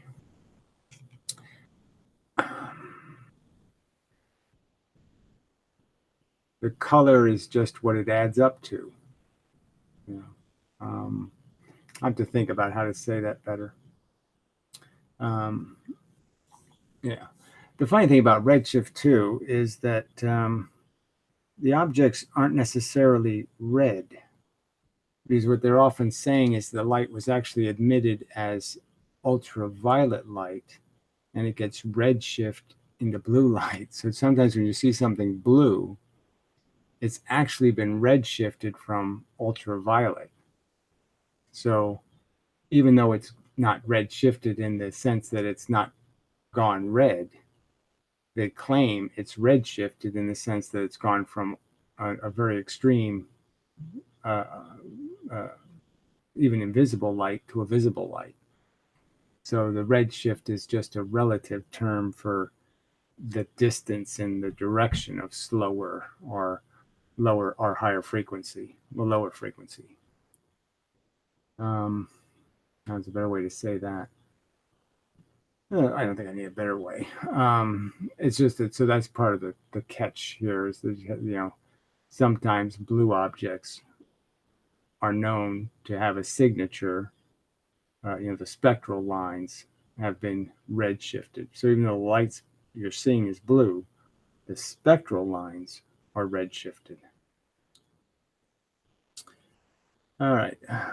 Mantis shrimp can see colors we can't. Yeah, that's not terribly interesting. Maybe we can use their eyes to see more colors. So again, they're not seeing colors we can't. So that's probably not right. They're seeing a number of, they can distinguish between more colors than we can distinguish between. But that's different than saying they see more colors, in my opinion. Their vision is more concerned with getting color right. For whatever biological reason, it's to their advantage. Where we maybe are doing contrast better, or we're doing bits of information better, grayscale. They're doing color better. Just, I don't think that's necessarily going to be useful to us. And there's no way to convert it into our vision. You can't take, you can't force our eyes to have higher resolution. All you can do is magnify something. You can't make us see more pixels. You can only bring the pixels closer, so to speak, make them bigger so we can see detail. But there's no free lunch, so we can't see what they see and still see what we see.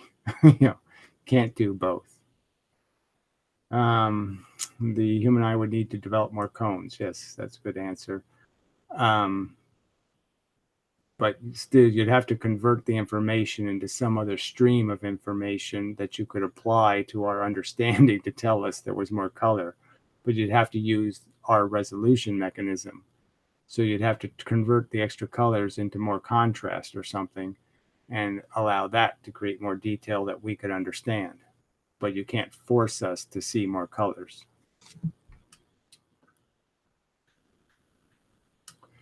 I mean, without changing our eyeballs, without changing the connection to our brain, obviously.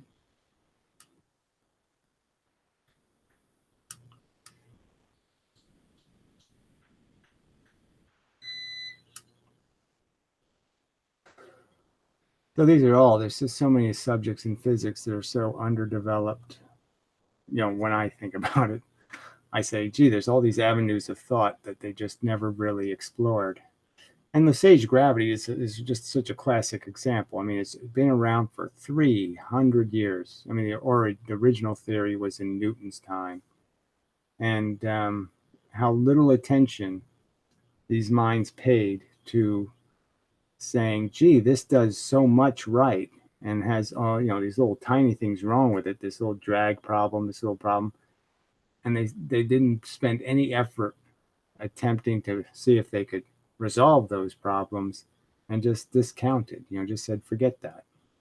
Not a fruitful place to think. And it's got so much going for it. This external pressure argument explains the energy problems. I mean, it fixes all of the energy problems. Where's the energy come for magnets? It's not coming from inside the magnet. So where's it coming from? The answer is just obvious. The external world. Gravity. Where's the energy coming from? It's not coming from inside the earth. It's not coming from inside the sun. Where's the energy coming from? Got to be coming from the outside. It's just such an obvious answer.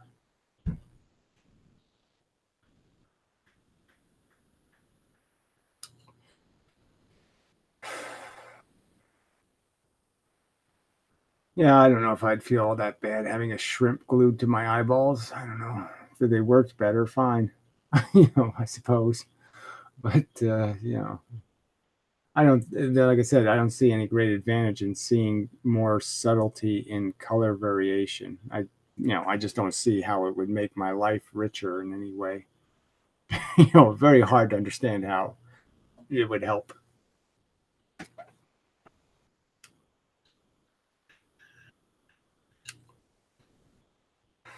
And I'd also argue that I'm not too sure, not that I have to challenge it, but I'm not too sure they can do any experiment to actually demonstrate this in a meaningful way beyond just saying it can, like I said, showing it flashcards, and the fact that it can see the difference between two colors. And you think about what causes the difference in the colors is the reaction to the chemistry. So it's really, color is a reflection of texture. So it's the texture of the object, what its chemical surface, the chemistry on its surface is what's deciding what light is expelled. And maybe the shrimp, all right, is detecting that, not in the form of, let me see how to put it.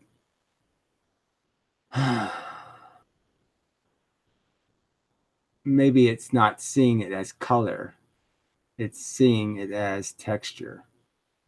So it's not even seeing colors as colors, it's seeing colors as bumps or lumps or something, in some other, it's manifest in some other mechanism that there's more room for gradations, because it's not seeing it as colors, it's seeing it as a texture. Something like that. All right, I wouldn't be able to tuck the mantis shrimp under my mega cap. Well, I really don't want to hear about mega shit. How would the know that color range of mantis can see anyway? How would they know what color range? Well, I'm just saying obviously they're just using a flashcard, or and they're they associate a color with food, and then they see which way the mantis shrimp goes to the color. So they're just using a tiny gradation in color that we can't distinguish. So when we say this is green and this over here is green, okay, they're not really exactly the same green. One's a little lighter than the other green. And the mantis shrimp can see the difference and we can't. It's that kind of thing. I think that's what they do. All right, we need to do two-slit mantis experiment. You're being kind of jokestery. I'm not big on jokesterying, but whatever.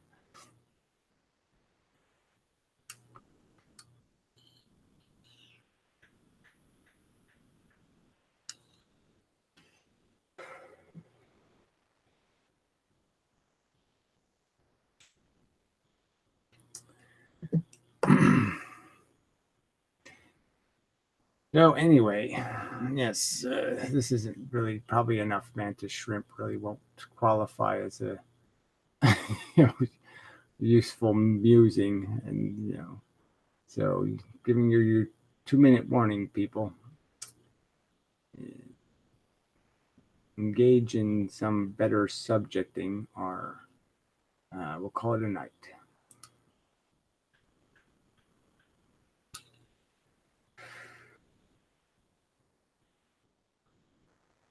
Mr. Know-It-All will turn off the the window to reality.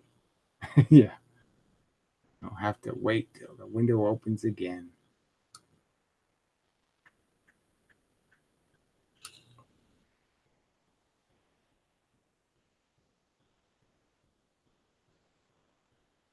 Dun, dun, dun.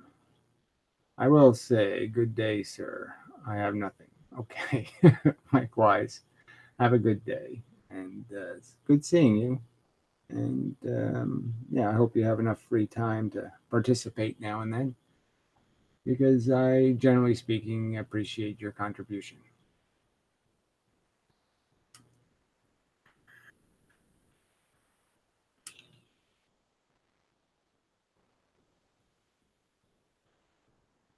but you may have to get caught up. Have to watch the overview videos. So in the description below, there are some videos titled, a playlist titled Overview Videos, and those are pretty good. And the question videos are also good to antagonize the conventionalists because they really don't have answers to the questions.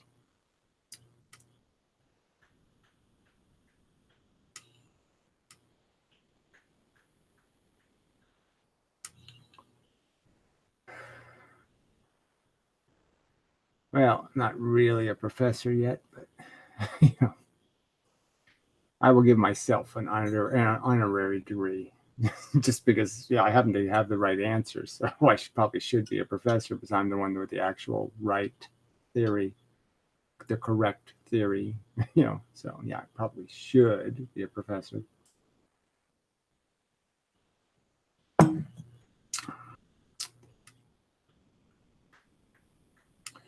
I just don't know where we left off. So I'm just saying I have done some good work in the last 3 years, frankly. You know, it's just all been good.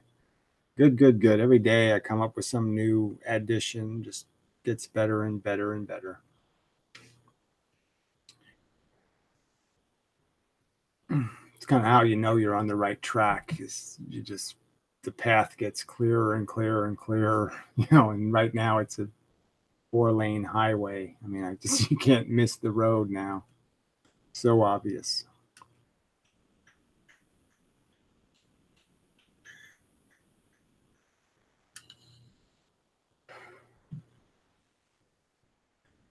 So I guess we'll call it an evening. So thank you and for those who participated and whatnot. I have to see what the viewer count is here. Let's see what it says. 10. Yeah, that's pretty dismal. I think that's what it says. 10. Yeah, pretty low. Okay, so that's part of the problem. Yeah, gotta fix that. Yeah. Can't live on 10 brains. You need more than 10 human brains and nothing good will happen. So anyway, till the next time and such and so forth and whatnot. Take one last look, just in case. Anything in particular that I should review? Didn't I just say that? Overview videos, right below. Playlist. Only 2 videos, 3 videos, I think. It was 14 earlier. See you, Gary. Yes. Yeah, 14 is still, you know, 15, under 15 is just, you know, you have to call that pretty bad. You know, usually if it's over 15, there's some hope of getting somebody to say something reasonable. But, you know, under 15, it does usually does mean there's not much going on. Not enough going on. But anyway, see you next time and such. Likewise, and so forth. There is some lag in the chat window. Well, that's your fault, probably. Yeah, I'll blame it on Australia. You know, it's easy to blame shit on Australia. Australia's fault. I'm not scapegoating. Yeah, it's just facts. Anyway, till next time.